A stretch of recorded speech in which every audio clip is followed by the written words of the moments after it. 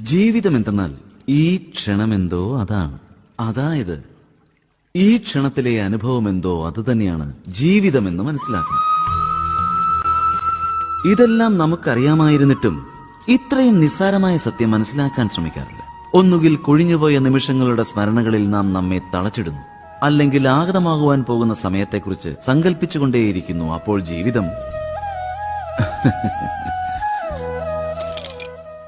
ഒന്നിനു വേണ്ടിയും കാത്തു നിൽക്കുന്നില്ല. ഒരു സത്യം മാത്രം നാം ശരിക്കും മനസ്സിലാക്കിയാൽ മതി. നമുക്ക് ഭാവി പ്രവചിക്കുവാനും കഴിയില്ല, നമ്മുടെ ഭാവിയെ നിർമ്മിക്കുവാനും കഴിയില്ല. നമുക്ക് ചെയ്യുവാൻ കഴിയുന്നത് ധൈര്യത്തോടെയും സമർപ്പണത്തോടെയും ഭാവിയെ ആലിംഗനം ചെയ്യുക എന്നത് മാത്രമാണ്. ഭാവിയെ സ്വാഗതം ചെയ്യുവാനേ നമുക്ക് കഴിയുകയുള്ളൂ. അങ്ങനെയാവുമ്പോൾ ജീവിതത്തിന്റെ ഓരോ നിമിഷങ്ങളും ജീവിതമായി തന്നെ അനുഭവപ്പെടുകയില്ലേ? സ്വയം ഒന്ന് ആലോചിച്ചു നോക്കിയാലും